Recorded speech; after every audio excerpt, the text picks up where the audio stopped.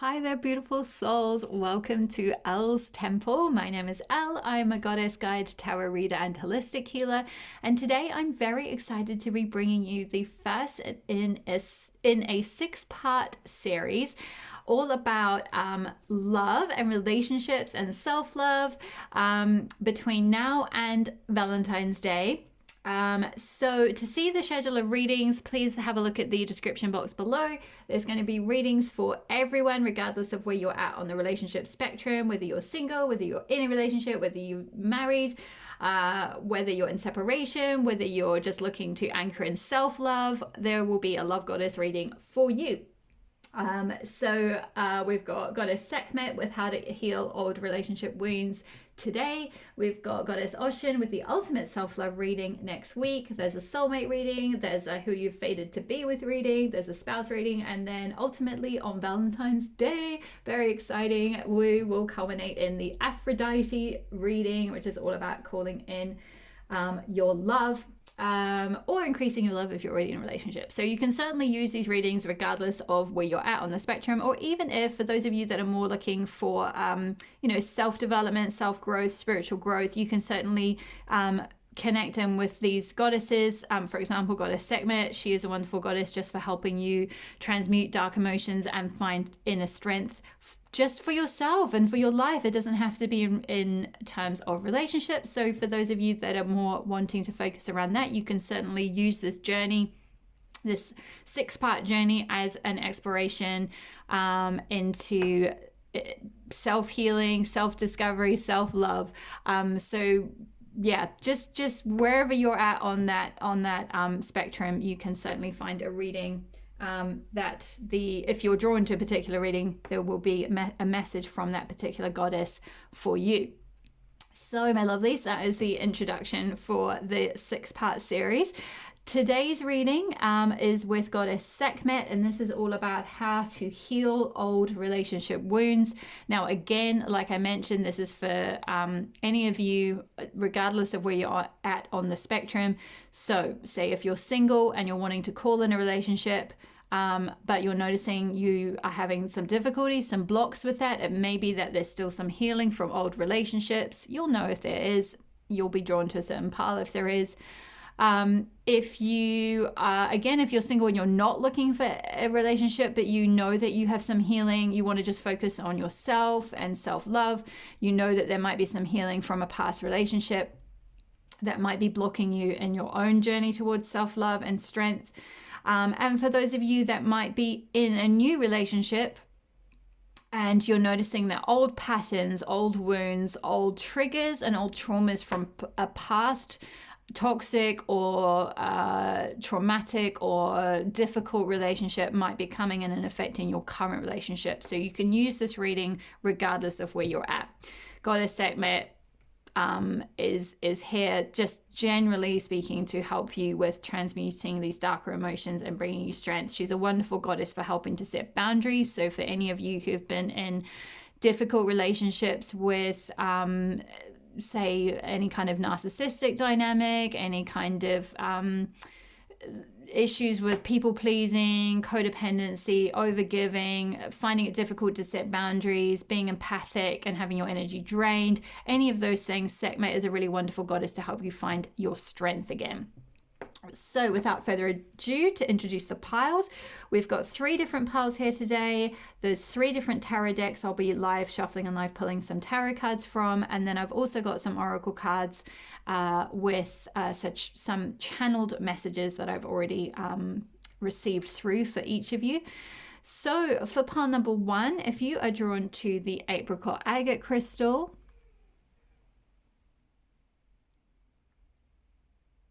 and the tarot deck for pile 1 is the Goddess Tarot by Chris Walter, and I'll leave the links to the tarot decks below for those of you that are interested. Pile number 2, or Goddess number 2, if you are drawn to the the Snowflake Obsidian crystal and the Wild Unknown Tarot, you'll be pile 2. Timestamps are below as well, by the way. If you are drawn to the Goldstone crystal here, And the Rider-Waite Tarot, you will be pile number 3. Sorry, I was just pulling a my cat came and sat on me just before I started this reading and managed to molt her lovely white hair all over my fluffy jumper. Those of you who have cats will totally get that. So my lovies, take a moment to connect in with your intuition and see which pile is calling you.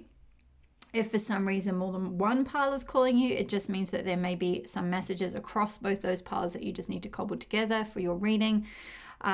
Take a moment to connect in, pause the video if you need, connect in with the crystal if there's a crystal calling you, with one of the tarot decks if that's calling you, or maybe even the numbers in one of the timestamps might be your lucky number or something like that. So whichever way you need to connect in with your intuition, trust your intuition and know that it will lead you to the reading that is for you today. Okay, my lovelies, I will see you in your pile.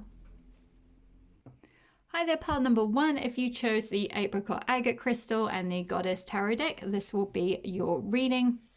So just to begin, we're going to start with your oracle cards. I'm going to pop, I'll pop the tarot deck to one side for now, and then I'll shuffle those in a moment.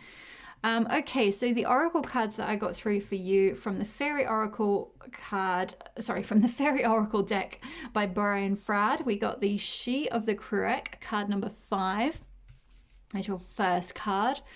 From the Chakra Oracle deck by Rachel Sharman, we got the Truth card, which is related to the throat chakra. From the Archetype deck by Kim Kranz, we got the Gem card. And from the Energy Oracle deck, we got the Woman Holding a Heart, card number 44. So, my lovelies, pile number 1's relationship wounds that I feel you may have been going through, or what I channeled through, was that some of you may have been in a dynamic in the past where you were maybe not necessarily like gaslit per se, but where your truth was distorted, or where any kind of sense of what reality or your personal truth or just yourself, your abilities, your talents, your personality was distorted, was diminished, was demeaned, was put down. You might have received some emotional abuse or verbal abuse, or just generally somehow deduced from the treatment that you got that you're not good enough, not worthy, that you sort of ended up playing very small. You've ended up kind of shrinking down into sort of almost like feeling very low, feeling very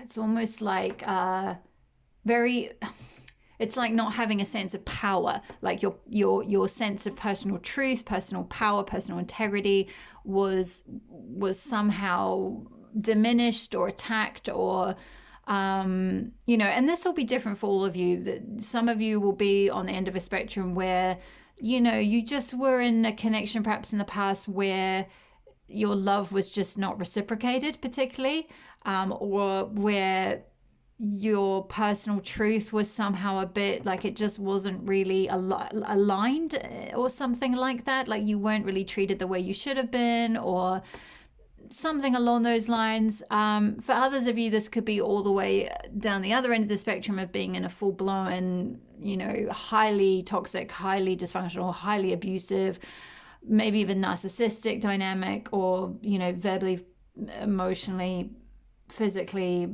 potentially even abusive dynamic. And the reason that I channeled this through, or part of what came through, was off the back of this Gem card, because the Gem card speaks of like finding or seeing yourself as a treasure, seeing yourself as the gem that you truly are. We're all beautiful gems. We're all creatures of the divine. She of the Cruek speaks of being, worthy of seeing yourself as the divine feminine. She of the Cruek, it's like you're the divine feminine. You're a vessel of the divine feminine.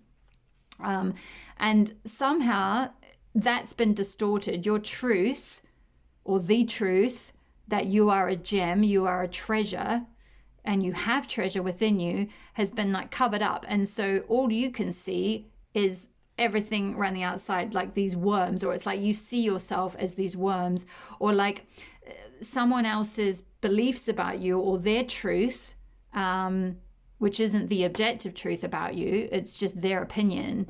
These little, like almost like I'm hearing like airworms, you know, like when you listen to a song, a pop song or something, and it gets in your ear, and it is, I think it's called like an airworm, and it's just like, oh, I can't get this airworm out. It's just all I keep hearing is these words to the song. And I feel like some of you might have been verbally abused or something like that, or demeaned or put down or diminished in some way, and those words from this other person have gotten into your ear, gotten into your head, and they just go round and round and round and round, and it's like that's become your new truth. And so you see yourself as just this worm, just this little sort of ineffectual creature, if you like. And there's this need to go within and balance out and work out what, it's almost like sifting through the trash, like working out what was stuff that was projected onto you by this perhaps toxic person in your past. Or it doesn't even have to be someone necessarily who was really toxic. It just was someone who wasn't very aligned, or couldn't see the truth of who you really were. And perhaps that was because you couldn't see the truth of who you really were. You weren't anchored in your own self-worth or your own self-truth. So, you know, relationships are a mirror, right? The relationships that show up in our lives, all relationships, this is not just, you know, intimate partner relationships, but it's especially intimate partner relationships. They're always a mirror for how we feel inside. Life happens through us, not to us. So it's like, you know, those types of connections often show up to mirror back to us where we're not seeing the truth of who we really are, where we're not seeing ourselves accurately. We're not seeing ourselves as a treasure of the universe, as a goddess, a divine feminine, a vessel of the divine feminine, as a heart-centered being. We're seeing ourselves as lesser than, or less than someone else. I'm seeing perhaps some of you might have been in a relationship where there was a bit of an imbalance in the sense that you put someone on a pedestal, and that's why we've got this with the scales here. It's like the scales need to be balanced. Whatever you give out, you need to receive in return. So if you've been in a connection where it hasn't been reciprocal, and the love that you've put out, you've got this huge heart, pile one, and you've been putting out love, you've been giving. You're the type of people who just give because you're so big-hearted, but it's like you've got to receive that in return, or you've got to give that love to you, some of that love to yourself. You've got to balance that love out and give yourself some of that beautiful warmth and compassion and love that you share for others. You've got to give that to yourself and see yourself as a gem, not just, it's like the scales were imbalanced, like you were putting all your eggs in one basket almost, or you were putting all your energy into this person or this connection, or was putting them on a pedestal and not receiving anything back from them, or not seeing yourself as the gem that you truly are. Because if this is the archetype you're working through, chances are, and given this is a relationship wound healing reading, chances are you've been in some kind of connection that really flagged this up, or really showed, like mirrored this to you, that like, hold on a minute, you're being treated like this. You're seeing yourself as just this little black and white, you know, monochromatic, like I'm just a little worm, like, you know, no one mind me, I'm just small, I'm just gonna like crawl along in the grass here. And it's like, no, Parwan, you're a gem. You're an absolute gem. You're a beautiful treasure of the universe. You're a divine feminine goddess. You're she of the Kruak. You know, and these past wounds came in to like really shake you up to that truth, to like reveal this gem like nature that is who you truly are, that is your personal truth, that is the objective truth of who you really are. But you've been like covered in all this muck, all these airworms that have gotten into your head, and taken root in your mind, and they're going round and round and round and round in your head of like, I'm not good enough, and I'm not worthy, and I'm not deserving, and I can't receive the love that I want, and I keep giving to others. You know, I'm sort of getting this energy from some of you, or one of you even, who's like, but I like gave and gave and gave and gave, and like they gave nothing back, or like they just took, or like sort of that energy of like trying to, the more you tried to give, the less it was reciprocated. So you gave even more, thinking you needed to do even more to get something back. But it's like, no, that's like an imbalance. Like the scales tip too far in the direction of this person, and you need to balance it back up. If you look at the synchronicity in these two cards, there's this interesting, like these scales kind of thing. This card is very, it's almost like feminine. It's almost like the female biology, in the sense that you know, your sacral chakra and your like the whole, like the fallopian tubes and that whole your ovaries and everything. It's like it's like the womb. This is like the vessel, and it's like as the feminine, you're the vessel where you can receive. You can see it's almost like there's these two hands holding like almost like reaching up, being like you know, pour something into me, and that's kind of what you're essentially going through a shift around. Sorry, I'm not explaining this very clearly. Let me rephrase that. You're a vessel of the divine feminine. You're God, goddess, expressing yourself through yourself. And there's a need to come back into yourself and see your self-worth, see yourself as a light, and see yourself as like an embodiment of the divine feminine, as a vessel for the goddess. You know, things like self-worth and self-love, and seeing yourself as a gem, seeing yourself as worthy of all good things, especially whether it's money, whether it's you know, sensual pleasures, sexual pleasures, emotional pleasures. That's all linked with the sacral chakra, which is this sort of area in the female body, which is like the womb space where you can receive divine inspiration or divine energy, or just sort of really feel your own sense of feminine power and feminine self-worth and receptivity, and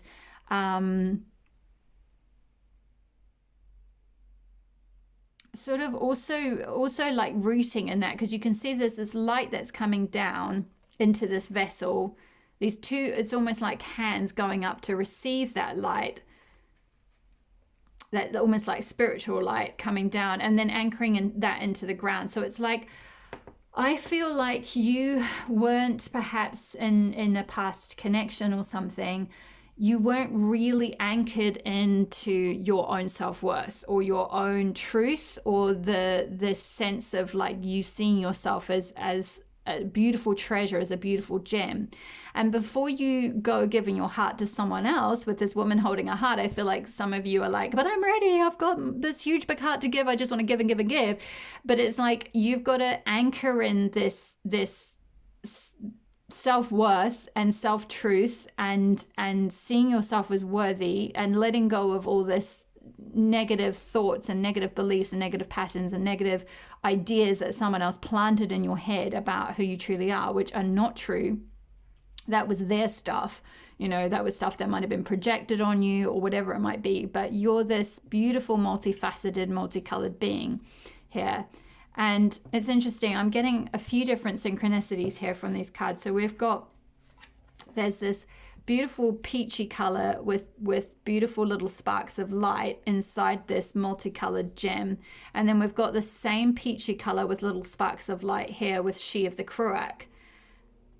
And it's like it's like you're a spark of the divine. You're a spark of the divine feminine. You're your goddess expressing itself through you, but you don't see yourself as that. You see yourself as lowly or lower than someone. And it's like you've got to balance those scales out. You've got to find that. You've got to anchor in that self-worth and that seeing yourself as a treasure before you go giving your heart to someone else. Now, I feel like with women holding a heart here, there is potentially the potential for someone to come in for you to give your heart to. I feel like this is a sign that might well be happening, and you might be able to create a new foundation in that. We've got 2 4s here, and 4 is the number of creating foundations. However, there's a need to kind of really strengthen. Sekhmet is all about strength, self-strength, self-protection, boundaries, being really strong in those. Not so much that you keep everyone out or keep out all good things or love. No, it's finding that balance. It's about anchoring in, being really strong in who you really are, what your personal truth is.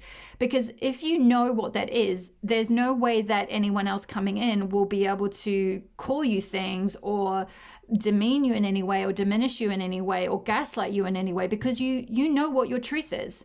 You're not gonna, it's just gonna bounce off you, or you would just not let someone like that into your reality, or they just wouldn't even vibrate into your reality, because as I mentioned, relationships are a reflection. They're a mirror of how we feel about ourselves. So if you're seeing yourself as a gem, you're only going to magnetize in vibrationally someone who also sees you as a gem and shows that mirror to you of this instead of this. Really strong message there. But yeah, so there's this need to anchor that in, and Goddess Sekhmet can really help you with that. Also, throat chakra healing. Again, throat chakra governs your sense of expression, your sense of truth, your sense of being able to express your needs, to know what your truth is and stand strong in that. So maybe some of you, some throat chakra healing could be really useful. Perhaps just go on YouTube and have a look at some videos there. I think Meditative Mind have some that are really good for that. But there's really a need to stand really, really strong in that. Again, anchor that in. We've got this light that's anchoring down into the earth with She of the Correct, as well as here we've got a tree holding the scales. There's a tree, so it's like rooting in that sense of personal balance. I also got through that some of you really need to sift through this muck, this almost mulch that's crawled inside your head and made you believe negative things about yourself that aren't true. And it's like you've got to balance those out and be like, okay, look at each belief or each thought or each accusation that you might have got from this person, this ex or whoever it might have been, and be like, hold on a minute, is that my truth? Is that what I decided about myself? No? Okay, boof, out.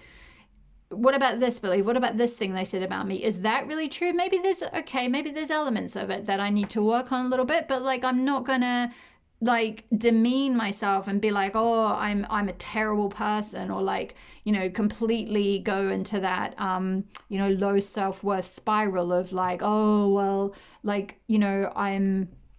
I'm not worthy of them, or I'm not worthy of anything, or I'm just horrible and repugnant, I'm just this worm.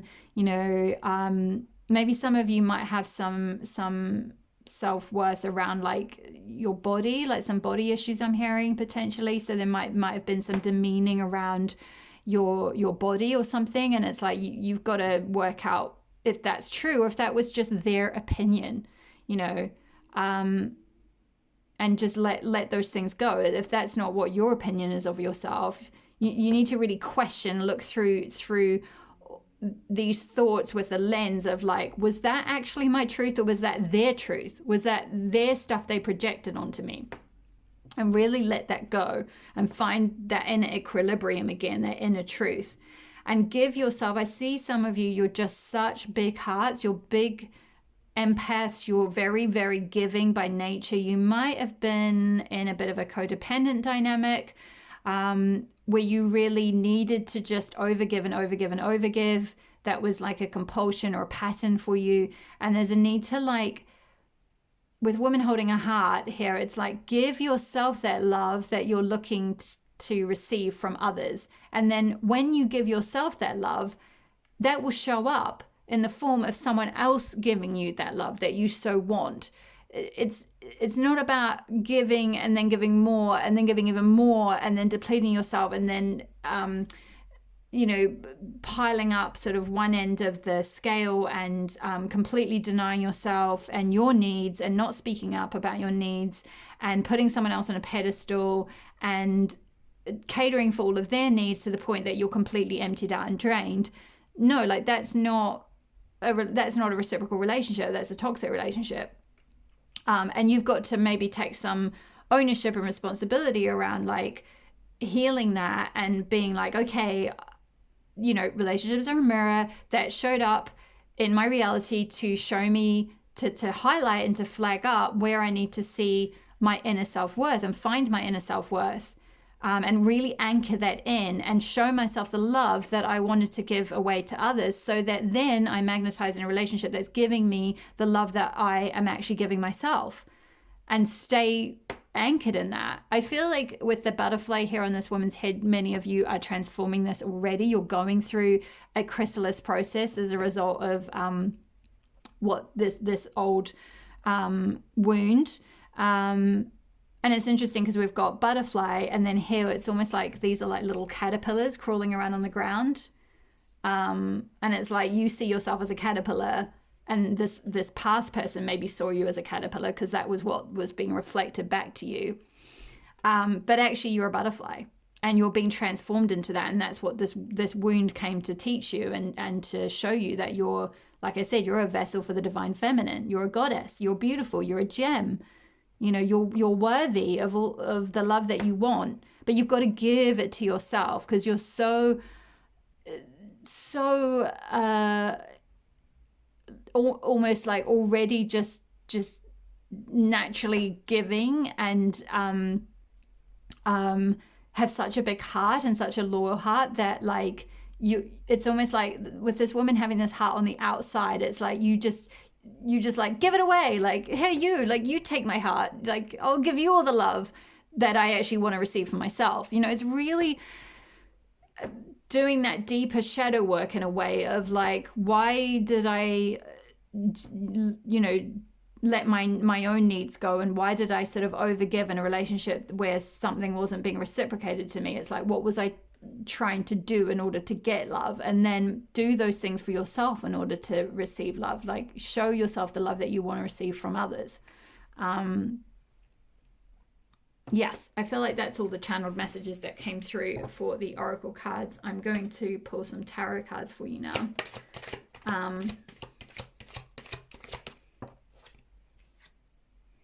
Wow, Prince of Cups. Yeah. I feel like if you can anchor this in and really see yourself as the gem that you really are, this Prince of Cups person is going to come towards you. You are going to get an opportunity for an emotionally fulfilling, loving offer from someone. Could be someone younger than you. Sometimes Prince of Cups can speak of like quite a young energy or quite an innocent energy, but it doesn't have to be. It's just someone making a small step towards showing you some love, showing you affection, showing you I'm hearing like things you're actually deserving of. But it's like, again, you've got to fill your own cup up first. You've got to find your personal truth, see yourself as worthy, anchor yourself into seeing yourself as the treasure that you really are. Give yourself the love that you want to receive from this person, and then boom, this person will just show up. Like it'll just magnetize into your reality because you're doing it already. You're anchored in it already. I hope that makes sense. It's just law of attraction, or just energy. It's just pure energy. It's like what you see reflected on the outside what you see on the outside is just a reflection of how you're feeling about yourself on the inside. So if you've seen someone treating you like a worm and you felt like a worm, it's because there were worms already in your head, perhaps from childhood, perhaps from whatever it might be, you know, negative past situations, maybe even negative toxic friendships, whatever it might be, things that diminished you already and you already were believing them. And so then that this old wound was just a mirror to show you what you needed to heal. But when you give yourself that cup of love, or return that love within, this just is the gift, if you like, or the universe reflecting back to you how you already feel internally about yourself.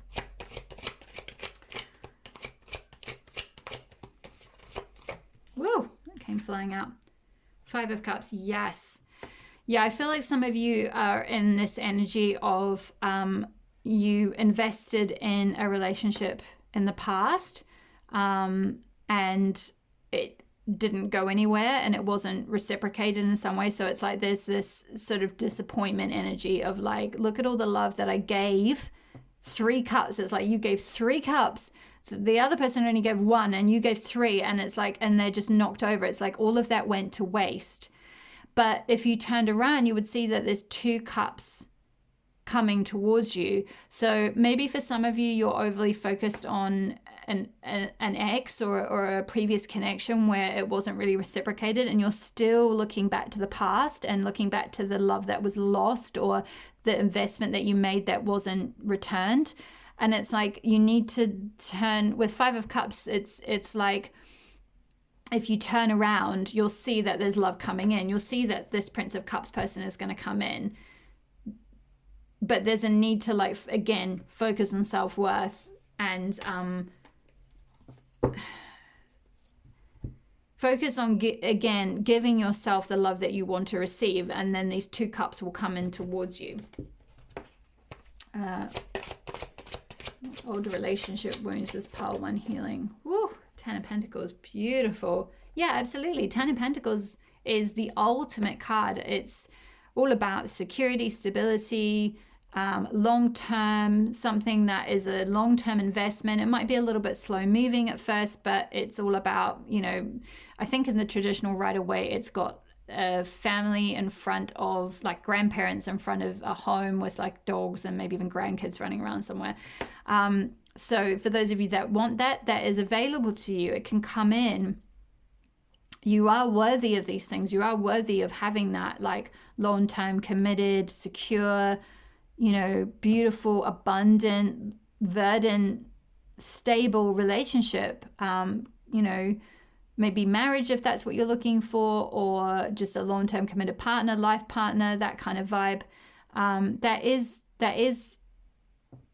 ready for you. It is on the cards for you, literally. But at the moment, you're over focused on what you invested in and what you lost. There's this sense of loss, and well, I invested in this person in the past and it didn't come through, and like, so, you know, obviously I'm just not worthy of love, or obviously that's just, you know, what they said about me was true. Like I can't, you know, I can't do anything, or I can't, you know, I'm not good enough, or whatever it was that they told you, whatever truth they projected onto you, that's not true, you know. If you believe, if you see yourself as the gem that you really are, and that you're worthy of the 2 of Cups. So the cups that are left are 2 cups. 2 of Cups in the tarot is soulmate. It's a partner. It's romantic partner. It's a beautiful, cooperative, reciprocal relationship. So if you turn to the future, you'll see that there's a 2 of Cups and a 10 of Pentacles coming in for you. So really, really beautiful energy that's available. But I just feel like at the moment you've got a negative perspective or a negative mindset with these sort of like the earworms that are kind of getting in your head and telling you like whatever negative things. And I get that. Like, I've been there. I've been in traumatic relationships and things, and I totally, I'm not saying any of this to be like, oh my gosh, Pile One, like, get over it. Like, just, you know, forget about your ex and forget about all the negative shit they told you. Like, no, I get that that's trauma, you know, that's difficult. It's hard as all hang, you know. It's the hardest thing you'll have to go through to recover your truth and your identity and see yourself as worthy and find the strength to express your own needs, to show yourself the love that you actually deserve. But I can tell you from someone who's gone through this process, it is so worth it, because the love that you get as a result of seeing yourself of going through that process of seeing yourself as the gem that you really are, the love that you'll see on the other side is so worth it. This 10 of Pentacles is just, it's so healing and so wonderful, and you're deserving of that because you've got a really big heart, Pile One. And I just see that you're a little bit, maybe a wee bit stuck, or just in that kind of like a bit down about yourself, or a bit over focused on the past maybe, and the negative things that were told to you, and it's just, you know, part of this transformation, part of what Sekhmet is here to say, like, you can use those darker emotions to bring you strength, so that you know, all of that dark stuff happened to kickstart your life, your personal truth, your strength, so that you could call in what you really want, what you're really deserving of.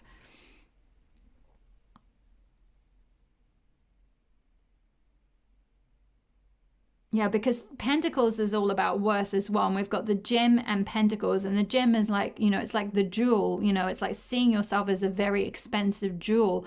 You're worthy of being pursued. You're worthy of being high value. You're worthy of being seen as a goddess. You're worthy of being put on a pedestal. You're worthy of being invested in.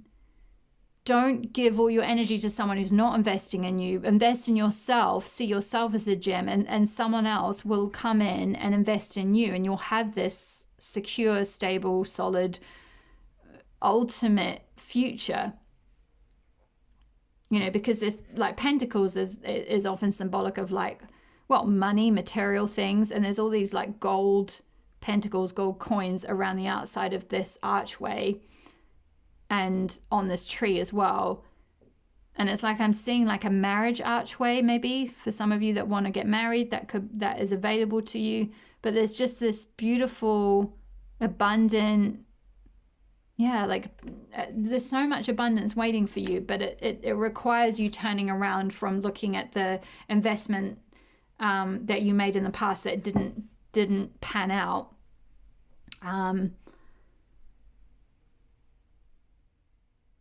And investing in yourself, really giving the love that all that love that leaked out that you gave to someone else, you've got to return that. You've got to get a return on investment by reinvesting that love energy into your own self. Let's get one more card, one more tarot card for Pile One. Whoa, we've got two here. Wow. Okay. Yeah, we've got 7 of Wands,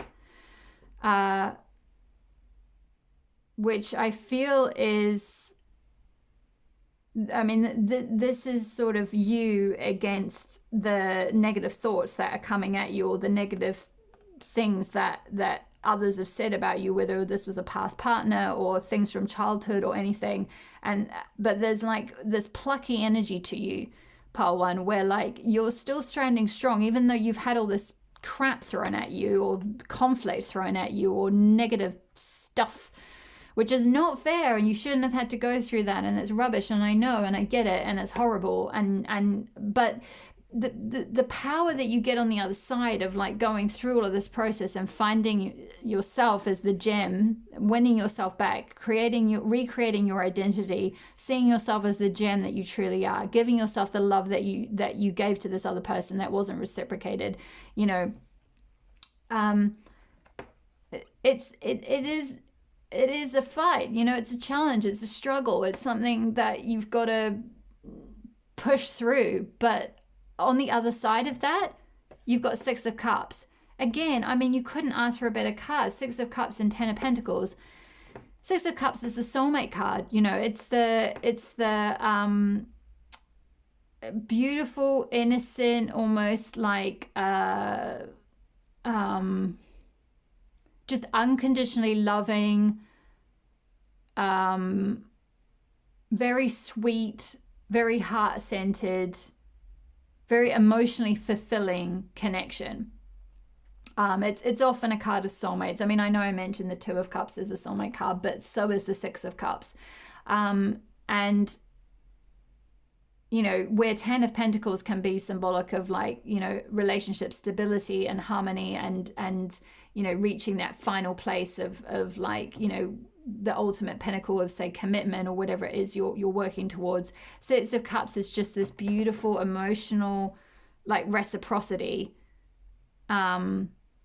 It's just a very sweet connection. I feel like that could be with this Prince of Cups person that could be coming in for you. But there's just this need to, like, battle through. It's like, this is you battling through all this negative thoughts, all these negative airworms, if you like, that have gotten into your brain and taken seed. You've got to, like, fight all of that off, sift through all the stuff that someone else has projected onto you, and find your inner light, your inner gem, your inner truth, your inner worth. Give yourself the love that you want to receive from others. And then this Ten of Pentacles, this Six of Cups, and this Prince of Cups is all going to come in for you, if that's what you want, if that's what you truly want. And I do feel like you do, but you just don't really see yourself as worthy of it for some reason, or not for some reason. You don't see yourself as worthy of it because someone's told you in so many words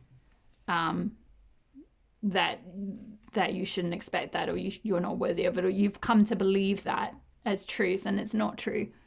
Okay, I feel like that is all the messages I have for you, pile one. Yeah, I don't think there's anything else. I feel like this process is going to happen. I feel like, even though it looks like a very negative thing that happened in the past, where you invested in something and it was disappointing, essentially. Five of Cups is about disappointment. You were disappointed, and you came to believe some quite negative things about yourself as a result of that disappointment, as a result of not feeling that investment return to you. But there's very much good things on the horizon, you know, but it's just continue to persist, battle through those negative thoughts, and get to that, like, anchor in with that She of the Correct, anchor in that inner self-worth and light.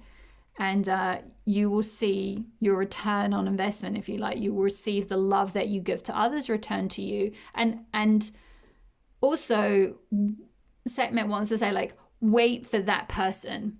Don't give your love to someone who isn't reciprocating it.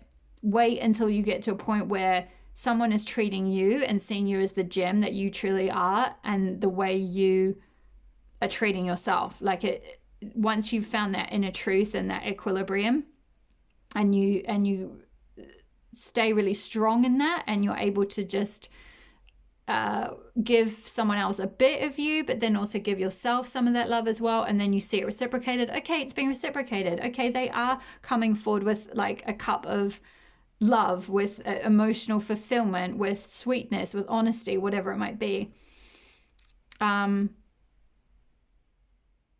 Especially for those of you that might have had your truth denied in some way in the past, or your reality distorted or denied, it's really, really important to, like, protect yourself and clear away all that untruth or distortions, and find your identity, find your inner worth again. And then all of this will just fall into place. it is a bit of a battle. I know it is a bit of work, but this will all come through.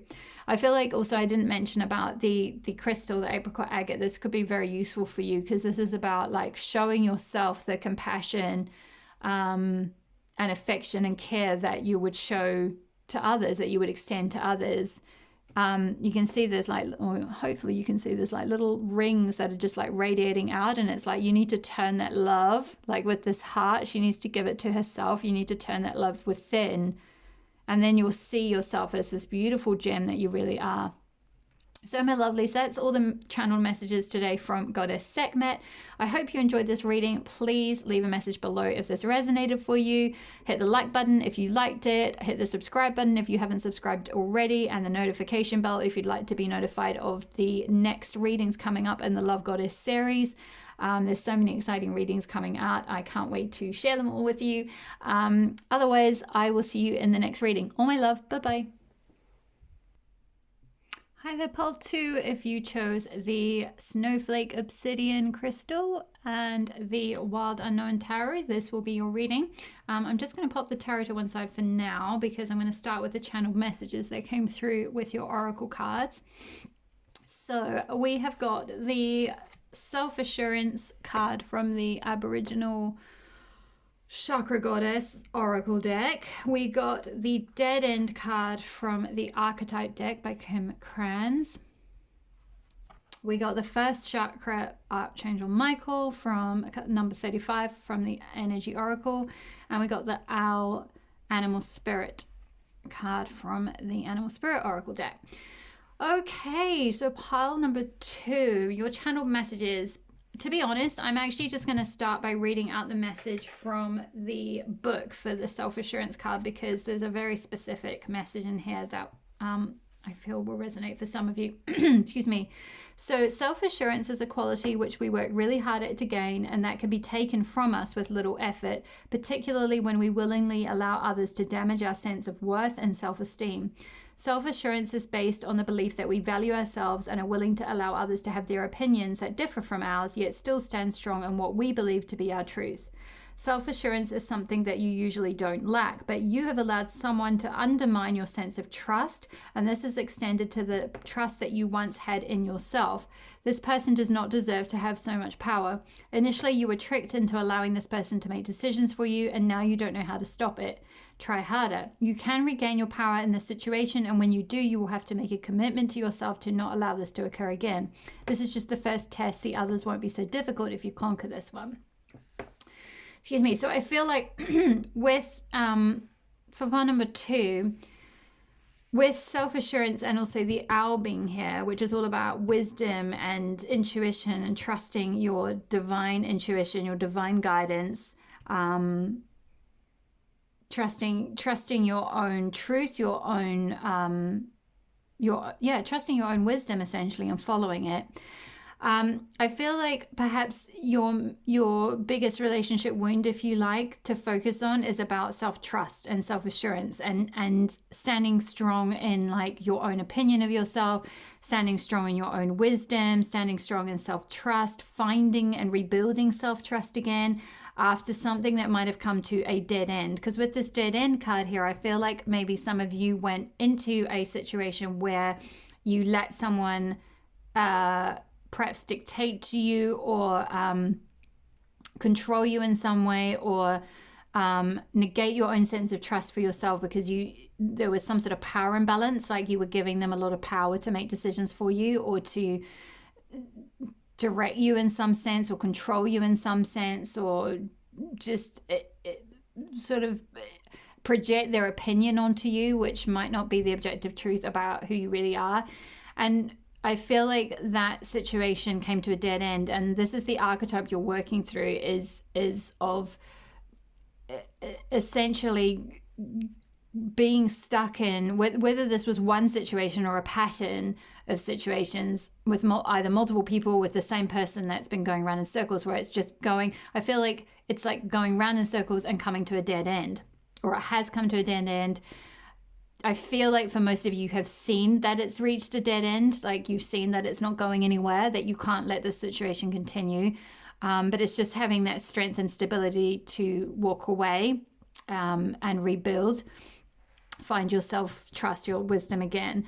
I feel like with the first chakra, Archangel Michael here, many of you are already taking those steps to recover your own like stability, security, recreate that foundation for yourself.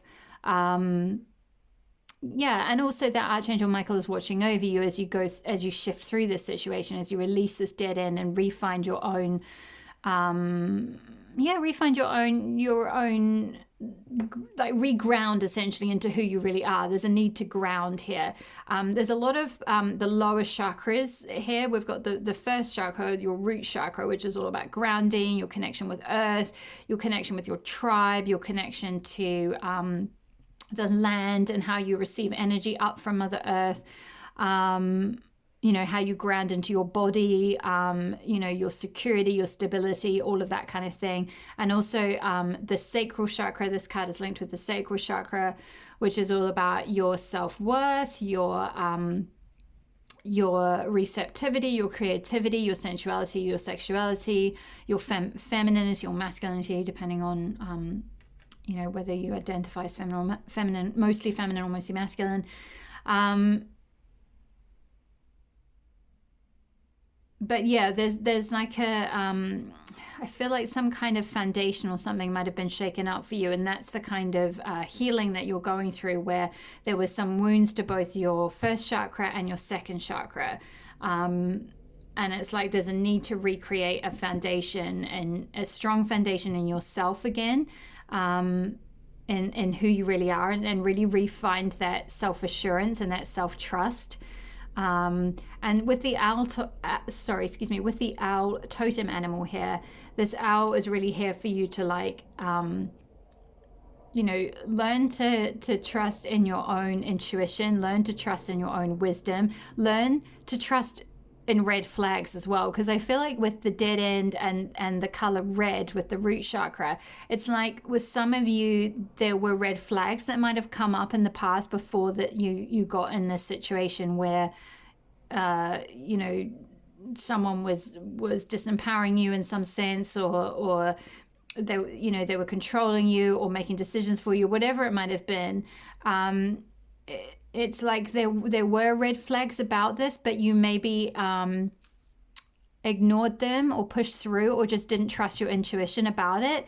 And so that's how you kind of ended up in this situation where it just essentially went nowhere. And that was to show, to sort of, it had to happen to kind of wake you up to your power essentially, and to your wisdom and to your intuition, to say hey, the red flags that you received about that situation, they were right. You do need to trust yourself. It's really important to trust yourself, especially just in regards to all aspects of life, but especially in regards to relationships. I do feel like I'm being drawn to speak about this Snowflake Obsidian. With this dead end situation, I feel like some of you might have ended up in a bit of a feeling quite hopeless, feeling quite despairing. The Obsidian is really useful for, being able to almost like reconnect with the light of a situation, in terms of understanding that there's always yin and yang, there's always dark and light, there's always those interplay between forces of dark and light, and that sometimes that those sort of the dark things that happen, or the difficult things that happen, need to happen in order to fortify you and bring you to a stronger version of yourself. That's what Goddess Sekhmet is all about. Let your darker emotions bring you strength. The mighty one, she's all about helping you set strong boundaries. She's all about helping you spot those red flags, to stay centered in your truth, to trust your intuition, trust your wisdom, be grounded in yourself, find your own stability and security and sense of truth and what is correct, to know when to discount someone else's opinion that is not true about you, so you don't let your self-esteem and self-worth get knocked all over the place because you're being pulled left, right and center by someone else's projections onto you. because you're grounded in the truth of who you really are. You're grounded, you're grounded in your self-esteem and your self-worth. And with the snowflake obsidian, the snowflake element of this crystal is beautiful, because it's all about seeing yourself as that like beautiful flake of snow, like that beautiful spark of individuality. Like every snowflake that falls right has its own unique pattern, and you are unique. You have your own pattern. And also snow is also very bright and very light. So if you felt kind of stuck in the dark as well, and in this dead end, or in sort of hopelessness or despair, snowflake obsidian can help you like ground that energy, release it into the earth, and then like see the light in the situation. Essentially transmute those more difficult emotions, transmute those old traumas, those old fears. It's an excellent one if you have any kind of PTSD, which some of you might do if you've got with the first chakra here, a need to reground, a need to release fears of stability, security, survival, a need to rebuild that trust in yourself. I'm getting a very, very strong vibe of like rebuilding trust. So some of you really did have your trust knocked. It's almost like here as well with self-assurance, she's got this cloak over her eye. So it's like the wool was pulled over your eyes or something in a past connection or a past relationship, where you couldn't see the truth of who you really were. You couldn't stay strong in your self-esteem and your self-worth, because you were, it's like you were only, you were looking at things through the lens of this other person, and that wasn't the truth. Also, some of you, I really, really hope this hasn't been the case, but I feel like I'm kind of getting a bit of a vibe that some of you might have been in a physically abusive connection in the past, or may even be in that, which is why this is coming through to kind of say it's really important for you to find your security and your stability. If you don't feel safe, or physically safe, or emotionally safe, sexually safe, whatever it might be in a relationship, then that's a dead end. Like that's not healthy, that's toxic, that's important for you to get out. Find your stability, find your security, find your self-worth, find your self-esteem again, trust yourself again. Don't let anyone have that power over you, or power to tell you who you are, or what you're what you should or shouldn't do. No one has that power over you, only you do. So I really feel for you, for those of you that have been, if you have been physically abused in some way, or even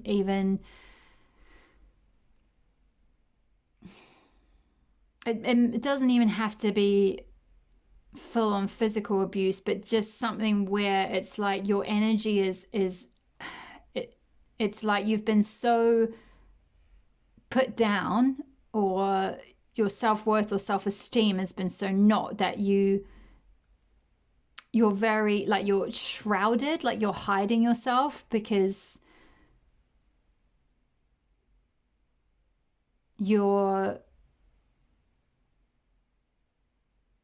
it's like you're trying to stay safe. It's like I'm just getting a scene from, they're showing me, for those of you that might have seen the film Chocolat with Juliette Binoche and Johnny Depp. I think it came out in year 2000 or something. It was originally based on a book.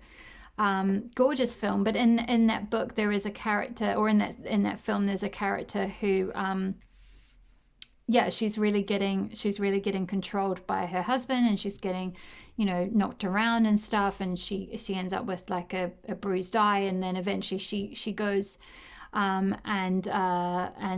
she leaves her partner. She creates a new foundation for herself. She walks out, she sees that it's a dead end, that he's not respecting her, he's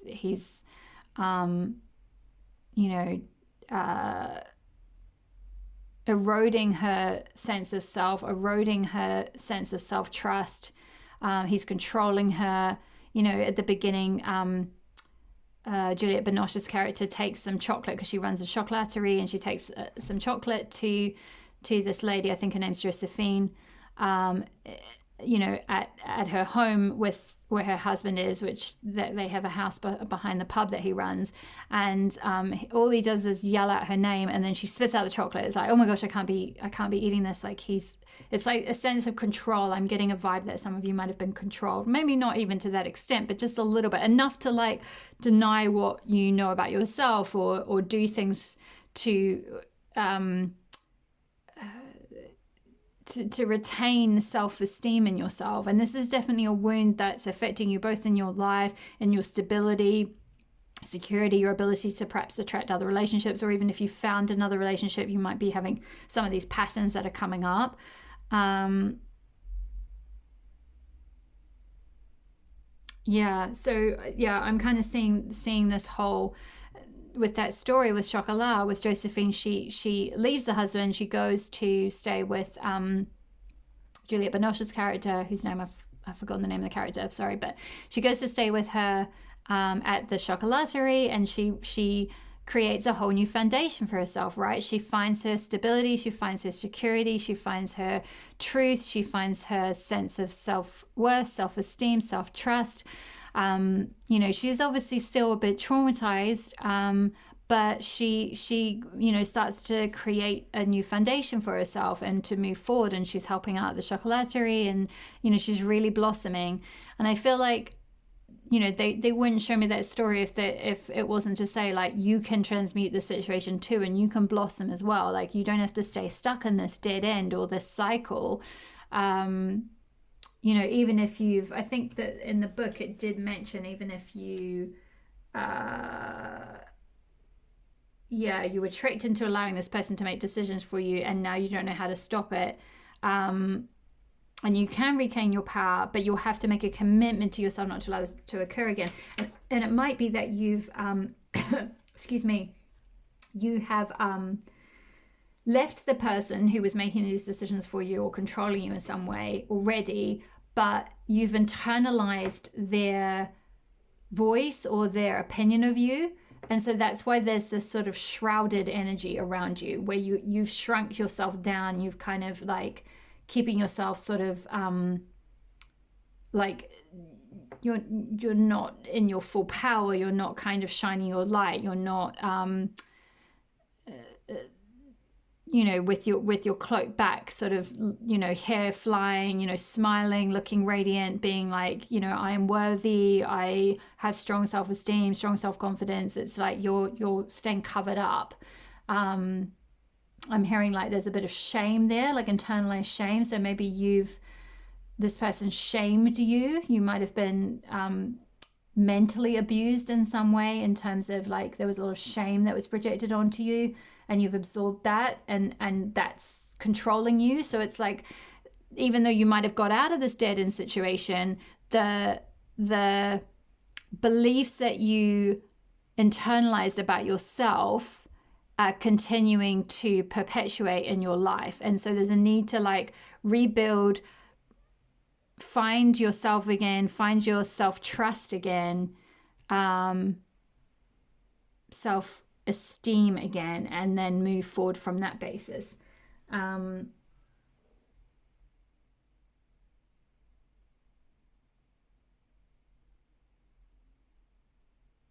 Let's have a look at the tarot. I feel like that's all that I'm just trying to tune in and see if there's any other channel messages, but I feel like it's time to move on to the tarot. So, whoa. That one jumped. Justice. Yeah, absolutely. Karmic justice is coming in. And also it's interesting, we've got this again, yin yang, masculine, feminine, sort of black and white, monochrome, similar colors to the dead end, the owl, and also Snowflake Obsidian. We've got the black and white and the Snowflake Obsidian. I can't remember if I mentioned this before when I was channeling messages through about this crystal, but it is also about balancing yin and yang energies. It's got both the dark and the light, the black and the white kind of thing.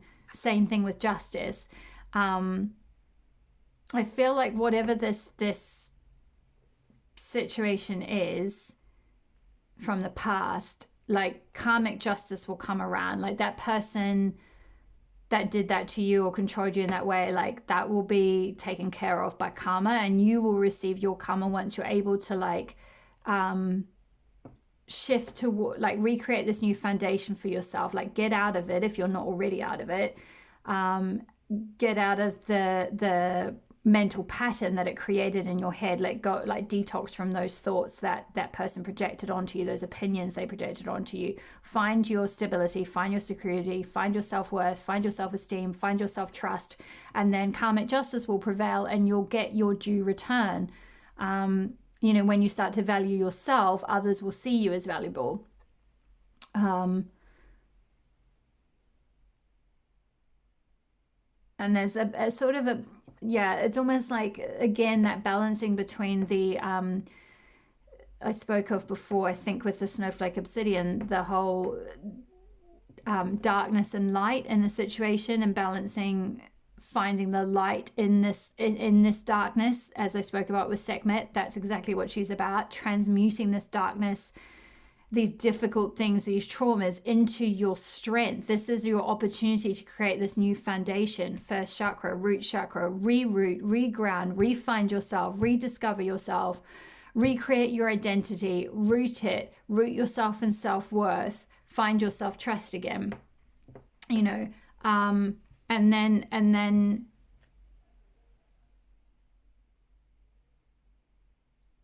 everything that you see yourself as worthy of will come to pass. So like it's not about believing what someone else told you you're worthy of. If they were speaking crap to you or whatever, or projecting a whole bunch of negative stuff onto you, like it's really important to like let that go, almost like this cloak, just take it off, like let it go.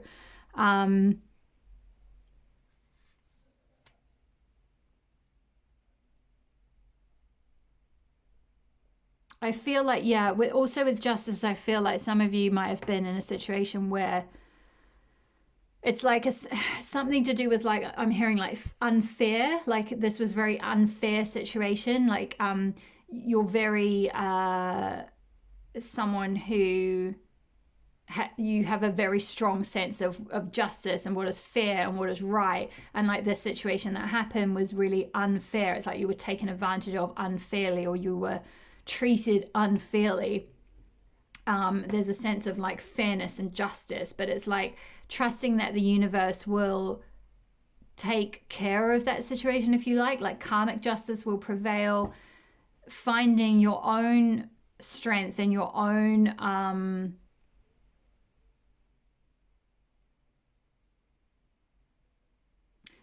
sense of protection, because I feel like that's what the book was saying with self-assurance, is like it's important to commit to yourself to never let that happen again. And it's like, yes, it was unfair, and yes, it shouldn't have happened, and yes, it was traumatizing and crap, and that person should be made to repay. But like, you know, as you know, like life doesn't always work that way. Like you might not be able to get a sense of justice from them, but you might need to move on and find that sense of justice within. I feel like it's going to stay a dead-end situation if you try and keep seeking justice from this person.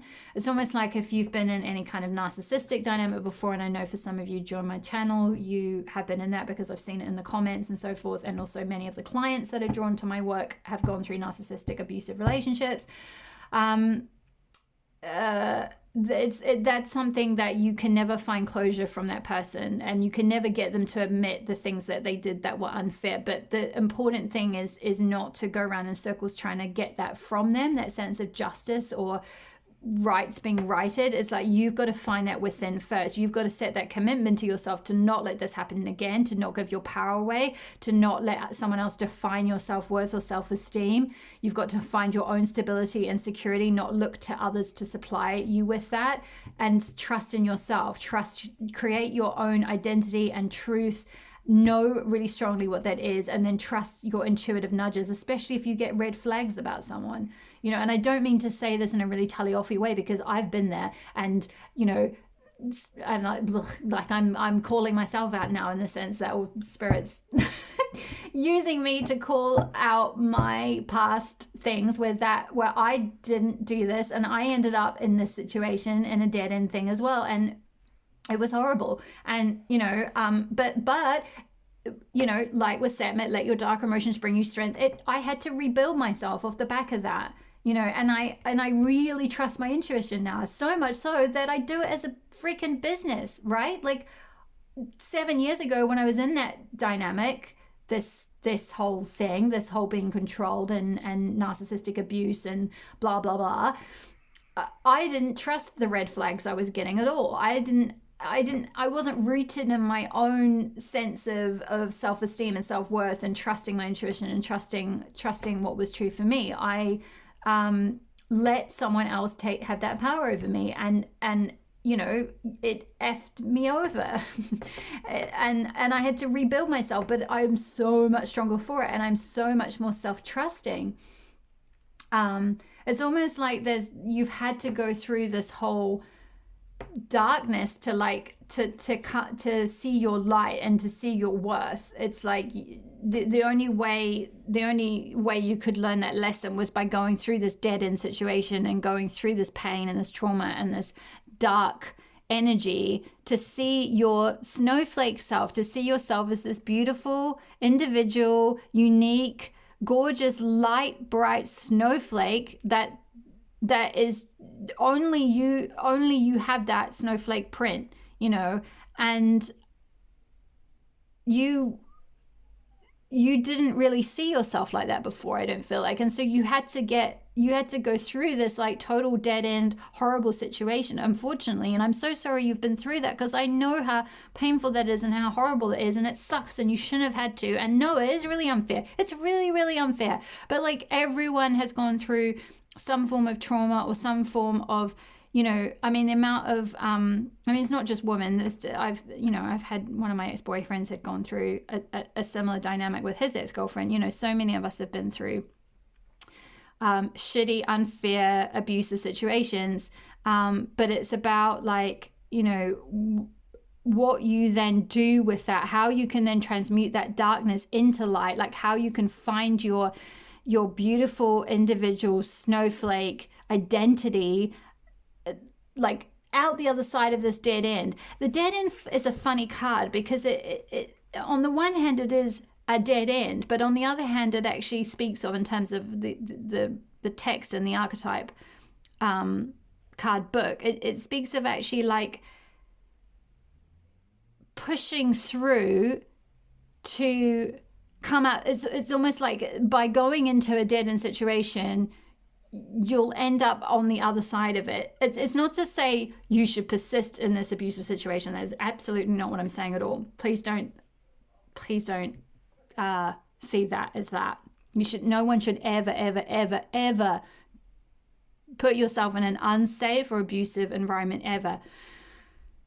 What I mean is the energy of the dead end is that sometimes you have to go into a dead end in order to like be elevated perhaps out of that pattern or that energy. It's like you had to see it through to its very conclusion in order to transmute it and like create a new beginning for yourself.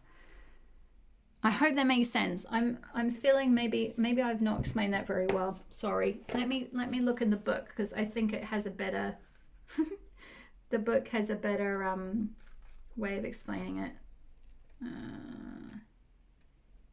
The dead end, the closed door, the final chapter, the impasse.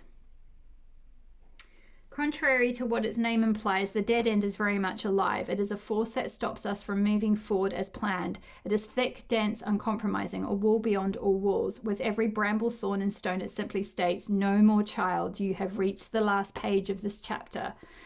Yeah, so what I was saying about this situation, definitely that's the end. It is natural to resist. It's very resistance and struggle, even harder to make way to prove our point, to hold on to what was. In this way, we fight with life itself. From a mythic perspective, the end you face is very much a beginning. There we go. This is explaining it so much better than what I was trying to say. There are doors opening all around you, just not the one you planned on walking through. If you are honest and courageous enough to accept, adjust, and adapt, the dead end becomes known as life's beginning. You see, so it is a chance for a new beginning. It's a chance for a new foundation, new security, new stability, new sense of self-trust, new power in yourself. As long as you really commit to yourself and get out of this situation, get out of the brambles and thorns, know that this situation is done, but let go with grace, let go and know that like you know, there's nothing more to be milked from the situation. Karmic justice will come around, and know that this had to end so that a new beginning could start. It's very much the energy of the death card in tarot, which for those of you who read tarot or know tarot know that the death card is never literally death, like, oh, that's it, like, bye, your life's over, like, you know, you're done now, like the game's over, you're completely finished. No, it's an ending so that you can have a rebirth and a new beginning. It's like something needs to die and fall away so that something new can come in its place. I had this situation happen to me, when was it? About 2 years ago. I was in a relationship with someone where it wasn't abusive or anything at all. It was, you know, it was a very sweet connection, actually, but it wasn't very aligned, and I think I knew that deep down. And it was a dead end, and I kind of knew it was going towards a dead end because there were certain values that we weren't aligned on. But when it was time to kind of end the connection, at first with fear, I held on, and I was resisting it. Basically, I was resisting the change. I was resisting the natural ending that was happening.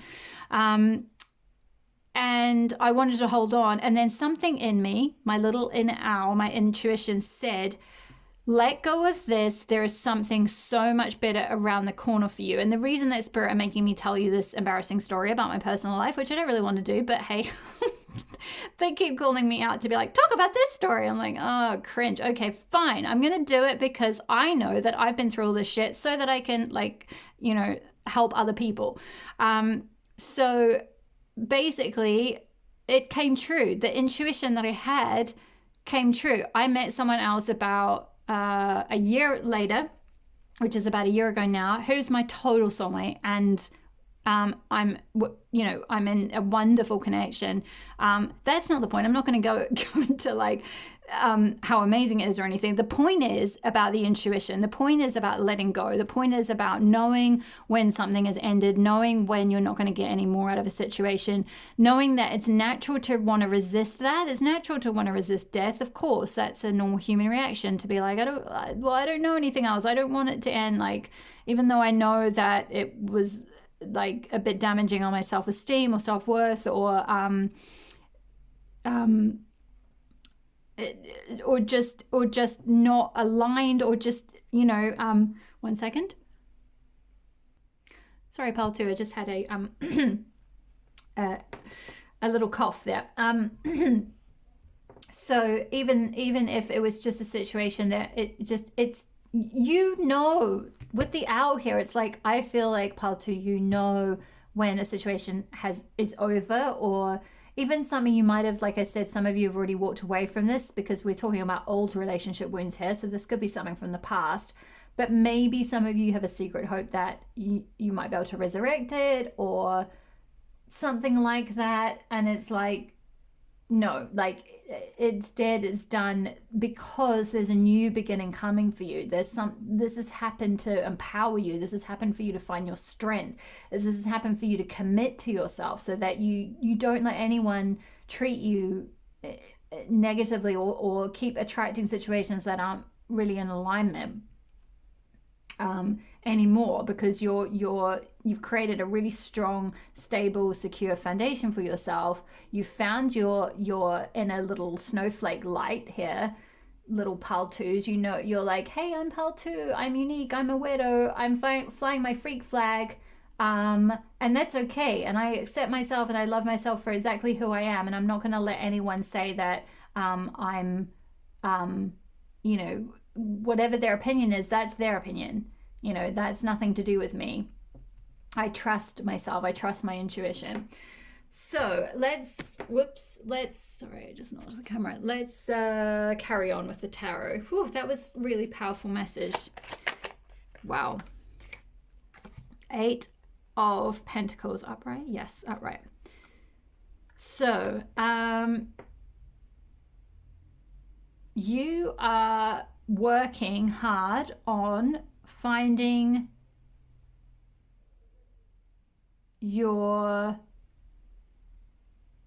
It's like your inner power, your inner magnetism, so that you can bring things towards you. You don't have to like run around and get things from other people anymore, like a sense of self-worth or a sense of self-esteem or a sense of like validation. You're validating yourself. You're working hard on validating yourself. That's what all of this healing is about, so that you can find your self-worth. Pentacles is all to do with security, stability, same with the first chakra, finances, worth, material things, job, money, etc., etc. But in this instance, I feel like this is because if you look at the artwork on here, we've got a spider in the middle of her web, and spiders, they weave a web, and then the flies or their food comes in and gets stuck in the web, and then it comes to them. So they don't need to run around and go and try and find food. They just build a web, and things just come in and get stuck. And it's like things, all these beautiful things that are going to come in towards you. You're working on like weaving that beautiful web, so that all your dreams, it's like I'm getting like a dream catcher energy. All your dreams are going to be caught. They're going to come in like the little flies and get caught in the web, and then you can just crawl down the web and grab it. Like all these opportunities are going to come into you to see your self-worth. That's what this has all happened. All of this wounding has happened to give you the opportunity to create, to reweave your own web, and create this inner power, inner magnetism, so that all these things actually just come to you. Validation, stability, security, worth, money, success, being esteemed by others, all of those things. You don't need to go and look for them elsewhere. You need to find them within, and then other people reflect them back to you. That's why this dead-end had to happen, so you could find that within. You had to work on finding that within. What else does Pile 2 need to know about this relationship wound? Whew. Judgment. Yeah, awakening. You're awakening out of, we spoke of with the self-assurance card here about someone else's opinions, about someone else's judgments on you, someone else having power over your decisions, etc. You're waking up out of that. You're finding your power. You can see this dove with these huge wings. It's almost like an eagle dove. It looks ridiculous. It's like a dove on steroids or something. The wings are crazy huge. And there's all this darkness down here, which is these brambles that you've been through, right? You're waking up out of that. You're coming out of that. I feel like some of you were resisting this ending, but you're coming out of it and awakening. It's important for your own awakening into like your own strength, your own power, your own like radiance, your own truth. Yeah, especially strength, really. Like you can see how strong, hopefully you can see how strong this gorgeous big dove is. And doves stand for peace as well. So your own sense of peace, inner peace. Because this energy is not peaceful. This energy is toxicity, it's confusion, it's delusion, it's conflict, excuse me. And you're letting all of that go, and you're ascending, you're rising up out of it, you're transcending the pain of your past, the trauma of your past, and finding your inner strength, your inner power. What else does Pile 2 need to know about? Oof. Oh yeah. Is this in reverse, Spirit? Hold on. No, upright. Upright. Both of them upright. Okay, so the Tower. Yeah, I mean, this is all about false foundations being pulled away. Things where you've tried to build something on a false foundation that isn't really meant for you. And Spirit comes along and pulls the rug out from under your feet That's tower energy. It's like, no, you're not meant to be standing on that rug. You're not meant to be building a foundation on that. You're not meant to be finding your stability and security from that situation, whether it's a job, a partner, I'm hearing even like a religion or a belief system or whatever it might be, that you've built a foundation on that's false, that isn't really who you really are, that isn't meant for you, that isn't aligned for you, because, as we spoke about with the dead end, there's something so much better around the corner. That's what the tower is. It always happens. It's never something that's meant for you. Spirit doesn't come along and just goes, I'm going to knock over your sandcastle just to be mean. Like, it feels like that at the time, and you're like, fuck, like, why, what are you doing to me? Like, why is this lightning coming in and knocking down my tree that I've been growing this whole time? And it's because it's not meant for you, and you won't see that until later. And I'm hearing that quote by Steve Jobs about you can only connect the dots backwards, never forwards. And it's like, you can't see what's around the corner for you yet. You can't see this powerful being that you're going to grow into, and all these beautiful things that are going to come to you, like we showed about with this spider here with her 8 pentacles all coming in. You can't see those pentacles yet, because you're stuck in this bramble at the moment. You're still shrouded. See, your eye is closed. Your cloak is over your eye, because this person has covered up your eye. They've covered up your sense of self-worth and what you believe you're deserving of. And you're just stuck in this bramble situation, in this, like forest, in a thicket. You can't see what's on the other side yet. And interestingly, I was just speaking about a forest. We've got a big forest tree here. Spirit's come along and gone, right, clear the forest. This is powerful healing fire. Sometimes in forests, there's a necessity to burn down a certain trees if they're no good anymore.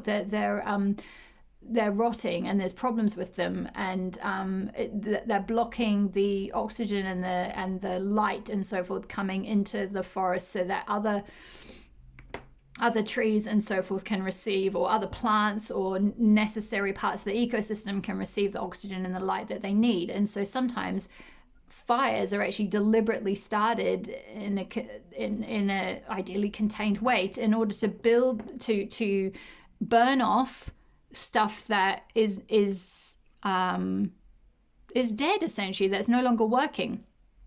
And that's kind of the energy of what Spirit's doing in your life, or what it's done with this dead end situation. It's burned off something that's old, that's dead, that's not working, that's not serving you, that's blocking light and oxygen and energy coming to other parts of your life. It's stagnating you. It's just not meant for you, basically. So I'm sorry if you have gone through this tower situation, whether this was very recently or in the past. I know I've been there multiple times with jobs, with partners, with all sorts of things. And I know how painful it is, and how upsetting it is, and how frustrating it is, and how unfair it seems. We spoke about unfairness with the Justice card, but it needs to happen for something so much better to come along. And you'll really see that. You'll trust the red flags or the gut intuition that you get from your little inner owl, your inner wisdom, more after you see why this had to be pulled away. Because with the 8 of Swords here, it's like you are being protected. Can you see this butterfly chrysalis here being held on a sword, and it's being pulled up from all these other swords that are trying to stab at it. And it's like, if you stay in this dead end situation, or clinging onto this tree in the forest that's being burned down, you won't get to come out of your chrysalis. It's like, that'll be it. The chrysalis will fall onto these swords and be pierced, and that you won't ever become the butterfly that you're truly meant to be. You won't awaken out of this, like, sleep, if you like, and become the powerful being that you're meant to be. So there's definitely, with that butterfly chrysalis, a transformation that you're going through. I know transformations feel crap. So I'm with you. I hear you. I know how difficult that is, but it really is, again, coming back to Sekhmet, let your darker emotions bring you strength. All of this pain, all this darkness, all of this dead end situation, this negativity you're rising up out of, it's all to bring you strength. It's all to bring you power eventually. It's all to increase your trust in yourself. It's all to show you what you're really worthy of. It's all to show you how to root in yourself. Root, again, first chakra, root into yourself, into your self-worth, self-esteem, so that you can have this all these things that are meant for you, they can all come in. So I feel like pile number 2, this is the end of your reading. I don't think there are any more messages for you. I hope this resonated. Please leave me a message below if it did. I would love to hear from you. I am currently, obviously this is a general reading, so just take which messages resonate and leave the rest. If you would like a personal reading, I am currently taking bookings for personal readings. However, it's now into about mid-February that I have slots available. Check out my website below. You can book directly through my link tree, and then you just leave your email and we can liaise to arrange a time.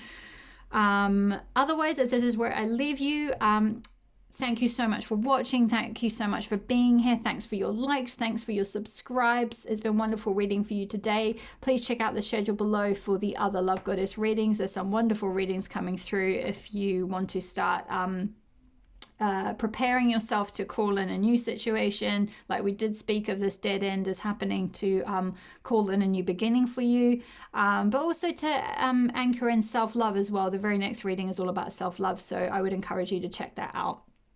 Okay, my lovelies, thank you so much for being here. All my love. See you soon. Bye-bye. Hi there, pile number 3. If you chose the Goldstone crystal and the Rider-Waite deck, this will be your reading. I'm just going to put the tarot to one side for now because I'm going to start with your channeled messages that came through with your oracle cards. So to begin with, we got the Rabbit card number 30.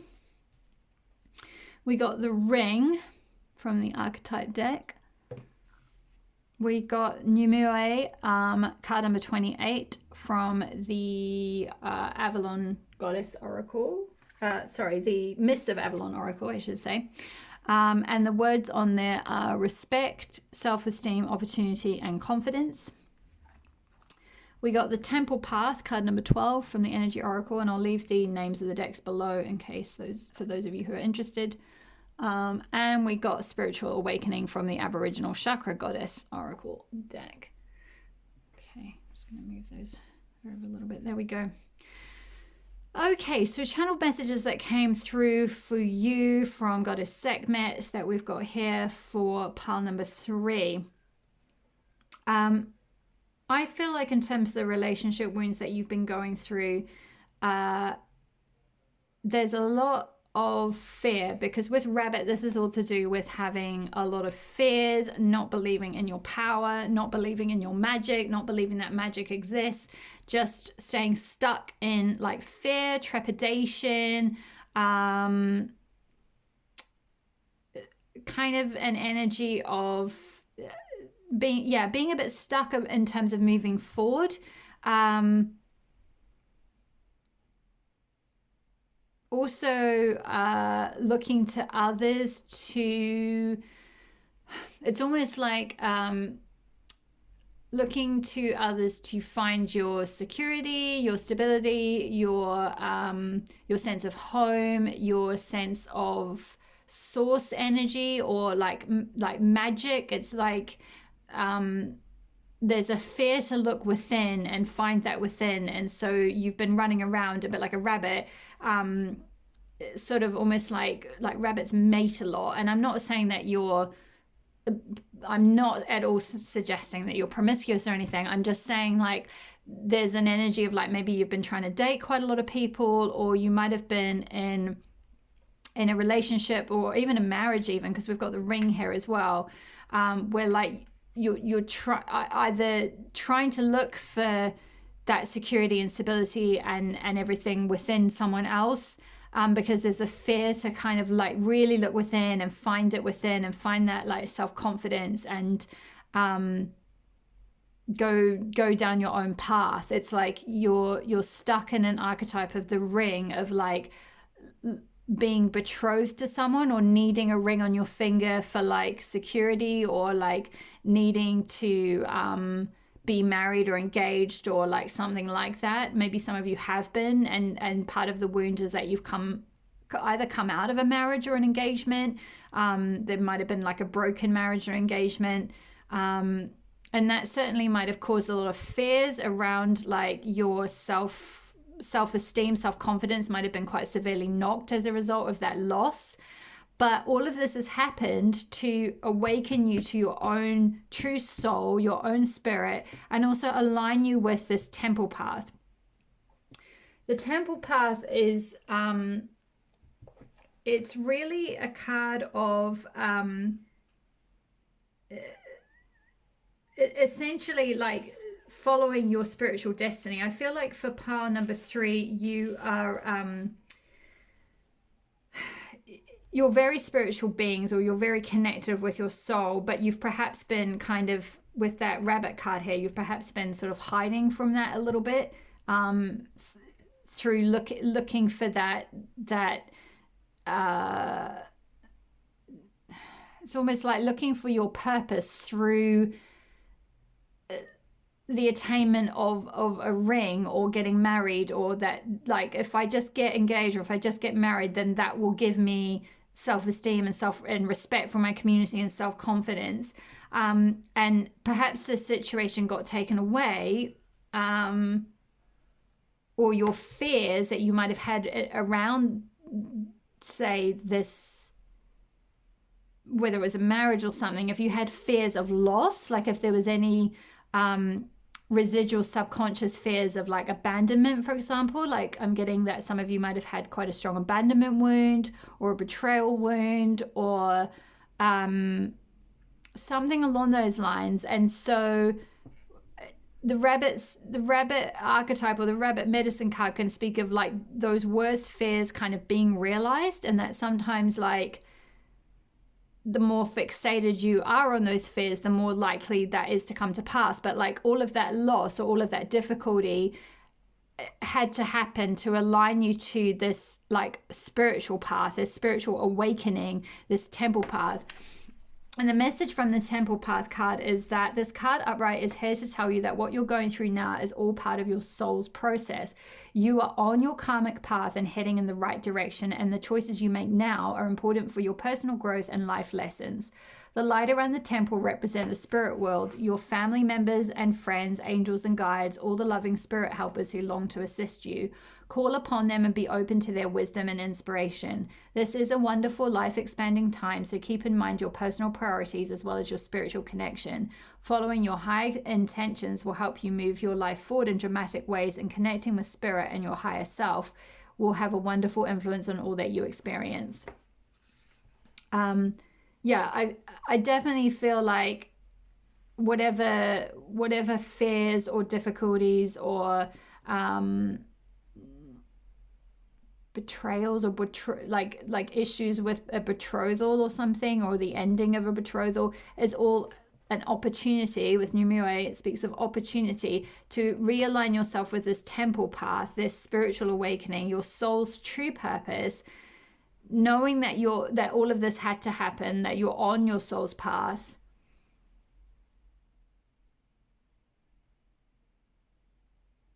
That you're here to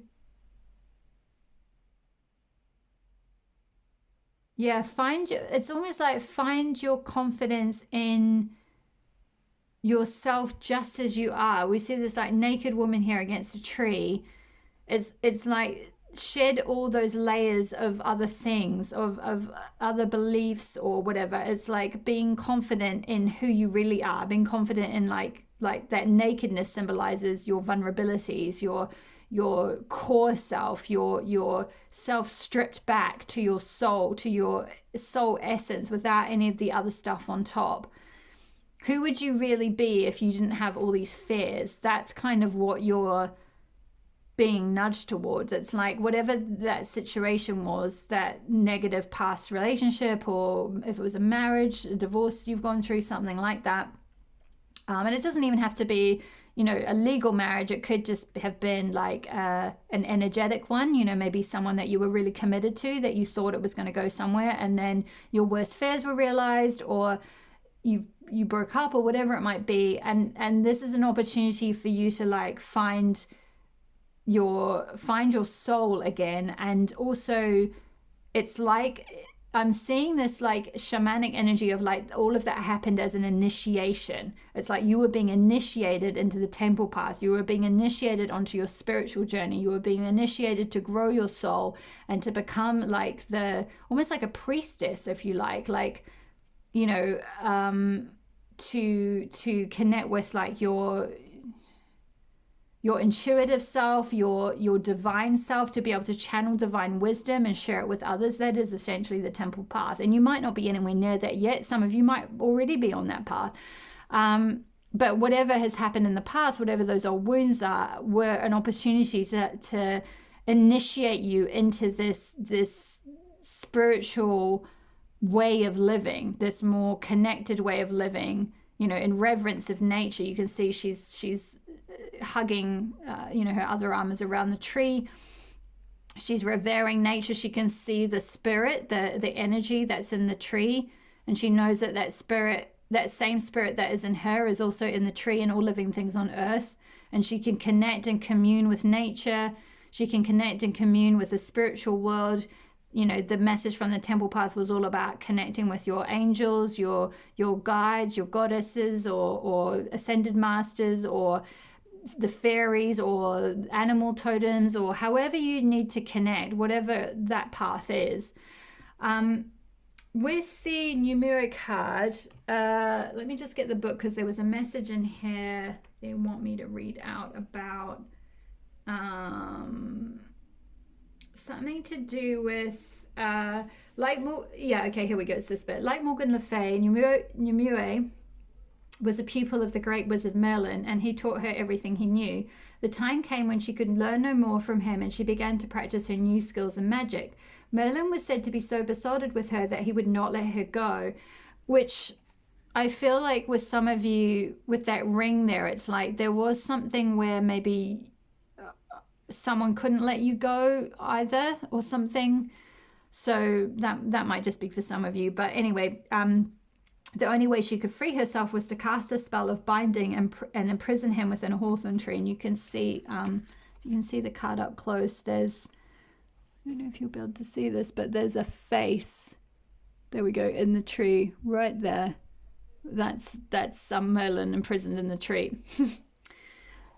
Moirae asks you to work your magic and apply enchantment to your daily world. The moment is now, and to procrastinate means you will be held back by those around you, those who don't want to let go of the younger you, the apprentice. State your claim now. Be confident that you have what it takes to step up to your mastery. Recognize and utilize the power of the moment. Use your magic to create a new reality for you and for all the realms and all dimensions.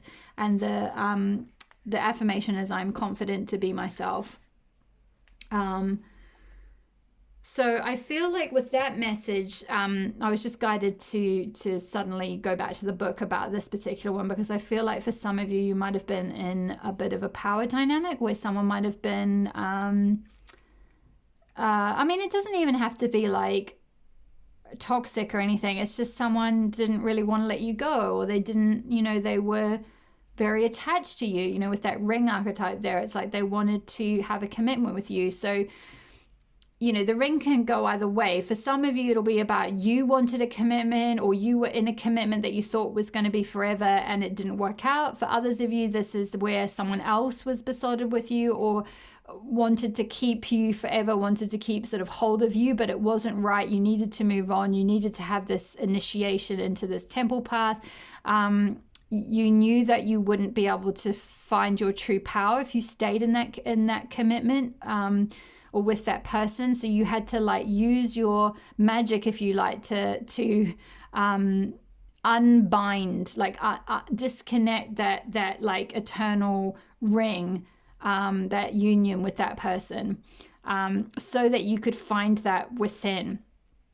So I'm going to move on to the tarot now, because I feel like there might be some messages in the tarot to go on with. However, quickly before I do that, Spirit's just nudging me to speak of the Goldstone, which is all about confidence and ambition and drive and power and shining your own true light. So for some of you, the Goldstone could be a really powerful crystal for you at this time.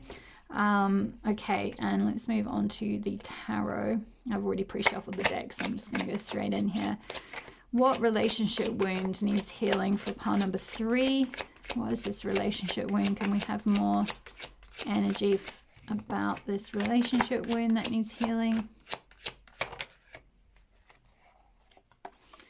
Knight of Pentacles. Do you want that in reverse? Yes, I feel like that is meant to be in reverse.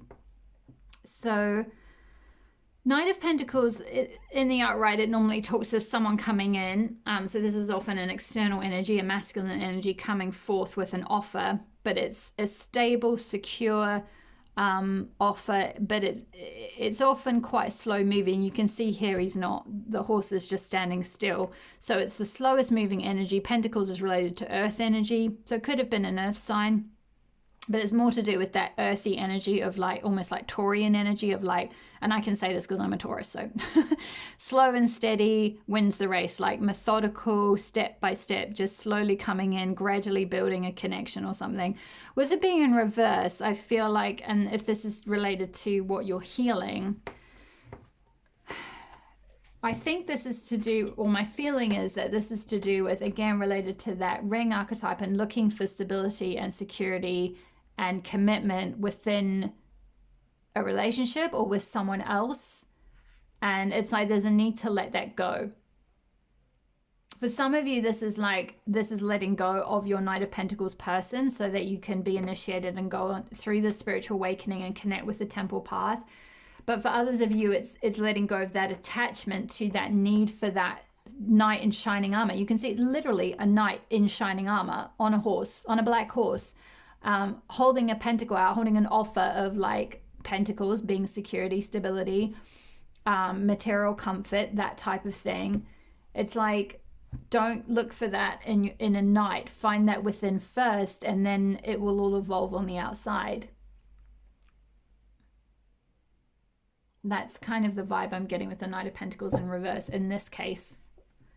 Obviously, sometimes there are different meanings for some of these cards, but these are channeled messages specifically related to the oracle cards as well, and within the context of this reading and what I'm channeling through for this collective. So just to kind of put that caveat out there. Obviously, use your intuition. If you get a different meaning for the card, always go with your own intuition as well. So just to say that too. Let's see. Oops, that one is the right way up. Oh, they want me to pull that. 8 of Swords. Wow, yeah. Being trapped in something. And we spoke of with the Moirae card being sort of held onto by someone not wanting to let someone go here. So, but it's almost like that energy has become, even if you've left this situation, it's become internalized. So it's like there's just this Eight of Swords is like a self-perpetuating, seeing yourself as helpless. It's like a learned helplessness, like you can't get out of a situation. But it always, with the 8 of Swords, it's like, actually, if she realized that these were very loose ropes around her, and if she just had the sort of confidence and the strength to just break free, she would see she could then walk out of these swords that are around her that she thinks are like blocking her path towards this like temple path. It's like you're seeing yourself as still trapped. You feel still trapped, even though you're not. You're actually free, but you perceiving mentally, because swords are all about the mental realm, the mind, the thoughts, the mindsets, the self-perception, perception of situations. You're perceiving it as being trapped, as being unable to break free. there's a need to find your inner strength and break out of those shackles. I'm going to put that under the Moirae card because I feel like that's kind of confirming. Let me just move these up so you can see all of them. These are quite tall cards, these. There we go. Rider-Waite ones. So yeah, I feel like that's confirming the message we got from the book with New Moirae, with finding your own magic, finding your own power, not letting someone else, you know, who wants to keep you as their apprentice or keep you small or keep you as,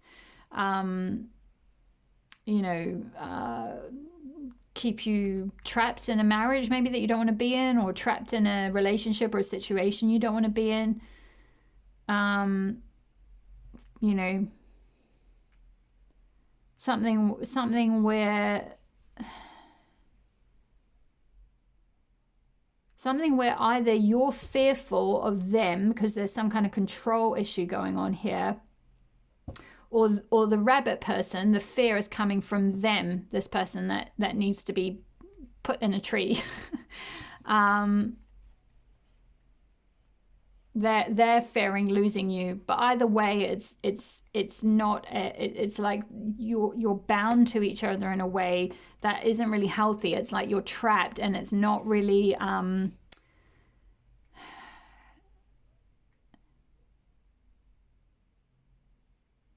It's not serving you. There's a need to see this ending of the situation as an opportunity to find your own magic and your own confidence and your own self-esteem. Let's get some more messages for what this relationship wound was about. Pile 3 is this relationship wound.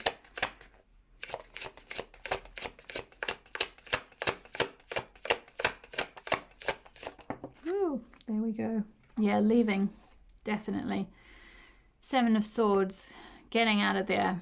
You can see he's got these swords and he's sneaking away from the tents where the war is going on or the fighting is going on. It's like you want to break out of this situation that's controlling you, and go off towards your freedom, or find your own path, really find your independence again. There's a desire to escape. And it's interesting, there's so much yellow on this card, which is related to the solar plexus chakra, which is all about confidence, self-esteem, self-respect, strength, shining your light. We've got Goldstone, shine your inner light, show your gold. So there's a desire to like break out and then go off towards your own path, follow your own path, find your own path. And one more card for pile 3. This relationship healing is. How to heal this relationship wound for pile 3.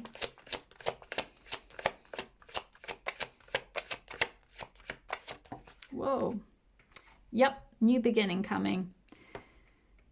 Self-sovereignty. We've got this sword with this crown on the top. Crown related to crown chakra. We've got spiritual awakening, which is, this card is from the Aboriginal chakra goddess deck, and this is related to the crown chakra, where you receive your divine wisdom,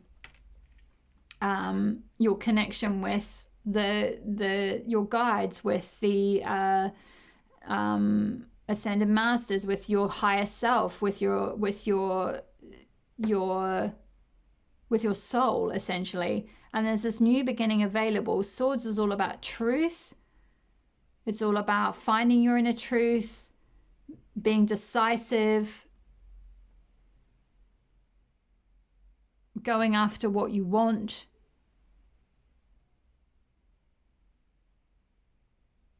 Having like clarity of thought and clarity of mind. So I do feel like for some of you, you might have been in a situation where you were quite trapped and controlled and told what to believe, or whatever it might be, told that you're like not powerful, that you're powerless, and you need to stay with this person or whatever it might be. So I'm very sorry if you have been in a situation like that, because that's abusive essentially and not fun for anyone. You'll all be at different places along this. Like I mentioned with the ring, some of you wanted that and you didn't get it, and you invested in a situation where you wanted that commitment and it didn't work out. Others of you, you had that commitment and then you didn't want it and you wanted to leave, but the other person was holding on to you, and you felt really trapped. So, obviously this is a general reading. I'm picking up on a lot of different energies on with different scenarios. So just sort of take what resonates. But the point is about the healing, and the point is about, whatever this was that you're letting go of. This is the archetype you're releasing and letting go of. This is the wound, right? Is seeing your worth in being attached to someone else, being betrothed to someone else, being engaged, or, belonging to someone else. You don't need that. You need to find your self-confidence and self-esteem within. You need to find your true self, align with your spiritual path, your soul purpose, your soul path, and know that you are already, I feel like with Pile 3, you're very spiritual. You're already on that path, or you're already being nudged towards that. And the reason that had to sort of close out, or you had to go through all of that, was so that this new beginning, new beginning, could be offered to you. This is like the hand of God coming through the clouds to offer you this like sort of truth, this sort of like victory, and this crown, this sovereignty, this self-sovereignty, you being in control of your life, you being in control of your mind, you being in control of where you want to go, what you want to do.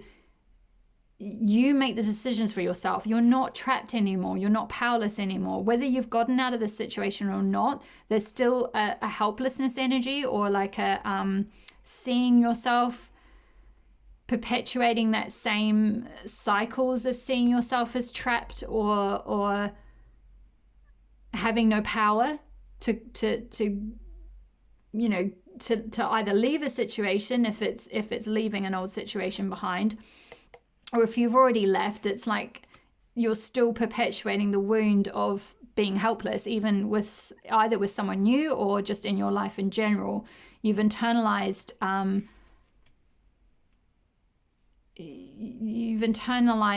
that control, and that being trapped, and that someone's seeing you as someone's seeing you as perhaps a bit lesser than, or seeing you as just their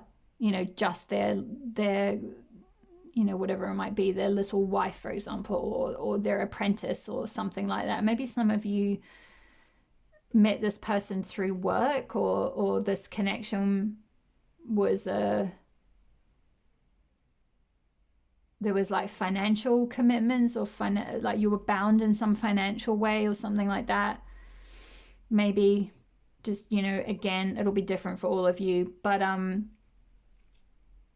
all in all of this happened to give you this new beginning, and so you could find your self-sovereignty and your power, and go through this spiritual awakening to find your truth and find your power, from being this like fearful rabbit stuck in a situation, whatever that situation is, to being a strong, empowered, sovereign being in charge of your own body and soul and mind,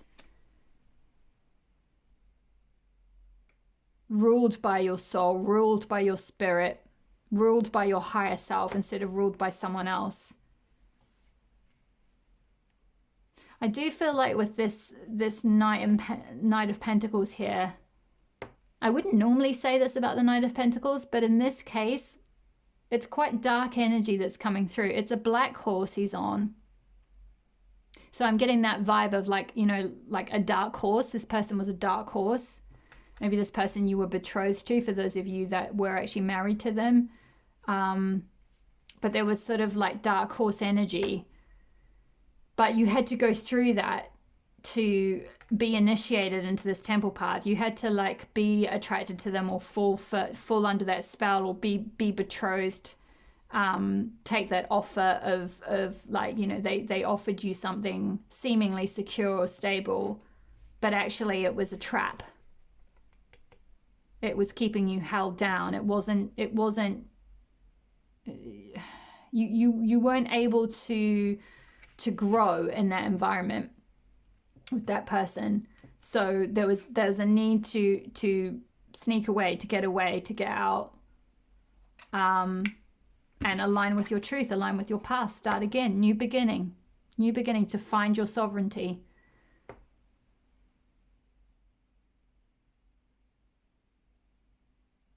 And with that sword there as well, I'm sort of getting this energy of like that kind of sword of truth, in terms of like you being so boundaried. And that's what Goddess Sekhmet is really here to help you with, actually, is not just healing and transmuting these dark emotions from whatever this dark situation was that you were in and are hopefully out of now, and find strength again and realign with your true path, but also to wield that sword as a way to like set your boundaries. So like it's not just sort of finding that inner emotional strength, but actually knowing, it's like, yeah, like knowing you're deserving of boundaries and knowing that you can set boundaries so you don't ever end up in this trapped situation again, or disempowered, or controlled, or whatever it might be. And again, that will be on a spectrum for all of you. But there's this commitment to your truth now, and like you're wielding the sword of protection for yourself, and like putting up that strong healthy boundaries for yourself.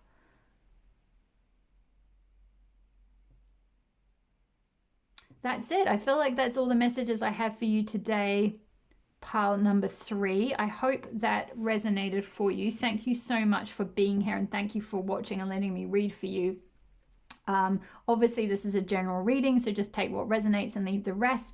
If you would like a personal reading about your own unique situation, then please feel free to reach out. My details are below, my website is there, and if you want to book a reading, you can book that direct on my Linktree. It's all quite simple and it's very secure.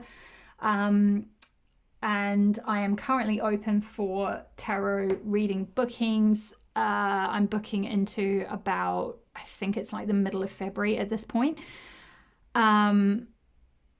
But yes, certainly reach out and we can arrange a time.